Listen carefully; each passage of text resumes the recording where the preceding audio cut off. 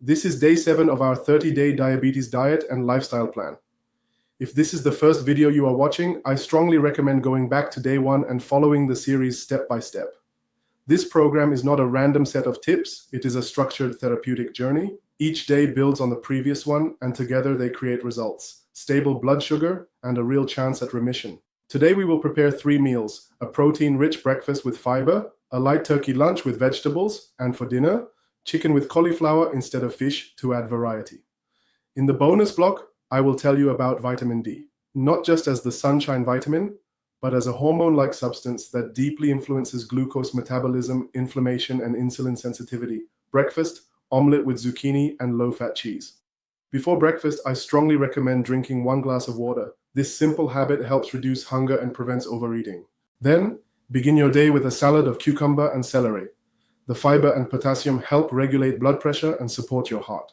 For breakfast, I recommend an omelette made with eggs, zucchini, and a small portion of low-fat cheese. To prepare this breakfast, we will need 2 eggs, 100 grams of zucchini, 30 grams of low-fat cheese, 1 teaspoon of olive oil. Now let me tell you how to prepare our breakfast. Whisk the eggs, grate the zucchini, add the cheese, and mix well. Pour the mixture into a skillet lightly brushed with olive oil and cook for about 5 minutes under a lid. Nutrients per portion: 290 kilocalories, 24 grams of protein, 18 grams of fat, 6 grams saturated, 7 grams of carbohydrates, 2 grams fiber, 2 grams sugars. Now let me tell you about a typical mistake many people with diabetes make. Some start their morning with fruit juice believing it is healthy, but a glass of orange juice contains up to 25 grams of sugar, 5 teaspoons, and no fiber. This means the sugar rushes directly into the blood, spiking glucose and overloading the pancreas. Let me explain what happens when you eat an omelette with zucchini and cheese. Protein and fats provide satiety, fiber from zucchini slows glucose absorption, and calcium and protein from cheese strengthen muscles and bones. Instead of a sugar spike, your body receives balanced, steady nutrition. Let me tell you about a study in which, in 2015, Diabetes Care published a randomized controlled trial with patients who had type 2 diabetes. One group ate carbohydrate-rich breakfasts, cereal bread, while the other group had protein-rich breakfasts, eggs, dairy. Results: the protein breakfast group had post-meal blood sugar levels 30% lower, and insulin rose more slowly. After 12 weeks, their hemoglobin A1C decreased by an average of 0.4%. In real life, it looked like this.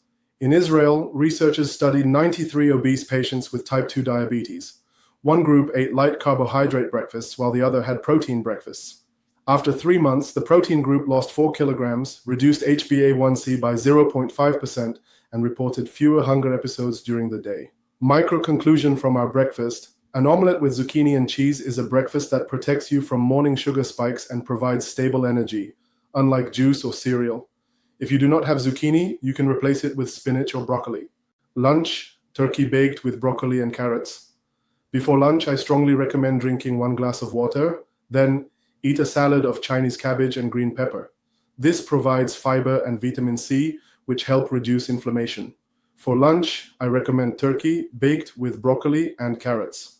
To prepare this lunch, we will need 200 grams of turkey fillet, 100 grams of broccoli, 50 grams of carrot, 1 tablespoon of olive oil, spices to taste. Now let me tell you how to prepare our lunch. Cut the turkey into pieces, mix with the vegetables, add oil and spices, and bake at 180 degrees Celsius for 25 minutes. Nutrients per portion: 350 kilocalories, 40 grams of protein, 16 grams of fat, 2 grams saturated, 10 grams of carbohydrates, 4 grams fiber, 3 grams sugars. Now let me tell you about a typical mistake many people with diabetes make. Some choose so-called fitness bars or granola for lunch. The label says sugar-free, but inside there is glucose syrup and dried fruit. A single bar may contain 30 grams of fast carbohydrates, equal to 6 teaspoons of sugar. Let me explain what happens when you eat turkey with broccoli and carrots. Protein satisfies hunger, vegetables slow glucose absorption, and while carrots contain small amounts of natural sugars, the fiber from broccoli balances it out. Blood sugar rises slowly and stays within safe limits. Let me tell you about a study in which, in 2014, the American Journal of Clinical Nutrition examined the link between poultry consumption and inflammation. The study followed more than 3,700 people. Those who ate turkey and chicken more frequently had C-reactive protein levels 20% lower than those who consumed more red meat. In real life, it looked like this. In China, researchers followed 2,200 patients with type 2 diabetes. Those who regularly ate turkey and vegetables had a 25% lower risk of developing diabetic kidney disease. Micro conclusion from our lunch: turkey with broccoli and carrots is not just lunch, it is protection for your kidneys and your blood vessels. If you do not have turkey, replace it with chicken or rabbit. Dinner: chicken stewed with cauliflower and onion. Before dinner, I strongly recommend drinking 1 glass of water. Then eat a salad of lettuce leaves and arugula.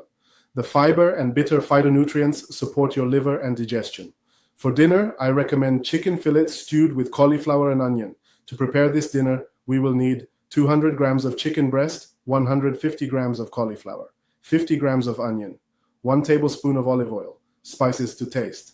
Now let me tell you how to prepare our dinner. Slice the chicken and vegetables, then stew under a lid for 20 to 25 minutes. Nutrients per portion: 340 kilocalories, 38 grams of protein, 18 grams of fat, 3 grams saturated, 9 grams of carbohydrates, 3 grams fiber, 3 grams sugars from vegetables.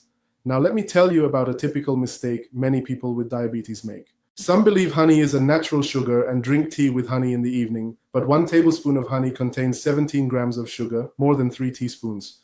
For a person with diabetes, honey spikes blood sugar as quickly as table sugar. Let me explain what happens when you eat chicken with cauliflower. Protein provides satiety, fiber stabilizes blood sugar, and cauliflower contains sulforaphane, a compound that reduces inflammation and protects blood vessels.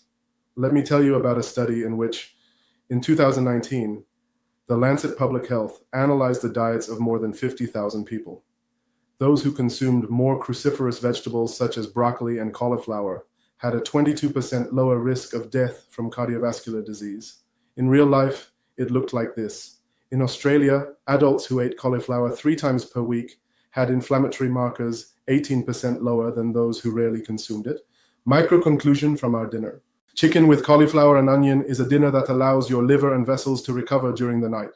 If you do not have chicken, replace it with turkey or rabbit. Physical activity today, once again, include cardio, walking or cycling, whichever is most comfortable for you, at least 60 minutes in the morning and 60 minutes in the evening.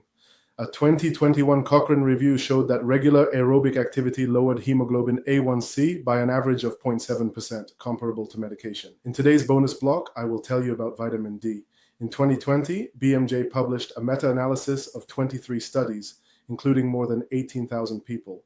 Those with low vitamin D levels had a 38% higher risk of developing type 2 diabetes. In 2021, Nutritious published a study of 2,000 patients. Supplementation with 1,000 to 2,000 international units of vitamin D per day improved insulin sensitivity by 15% and lowered inflammatory markers. Vitamin D can be obtained from fish, eggs, and supplements. It is especially important for people who get little sun exposure. Conclusion: this was day 7 of our 30-day journey. We prepared new meals, added different salads, discussed vitamin D, and explored detailed scientific evidence. Do not stop now. Watch all episodes of this series, and if you joined late, go back to day 1 and follow from the start. And share this video with a friend or family member who has diabetes or prediabetes. For them, this may mean preventing stroke, blindness, or kidney failure. Tomorrow brings a new day, a new menu, and another essential insight. Subscribe and stay with us.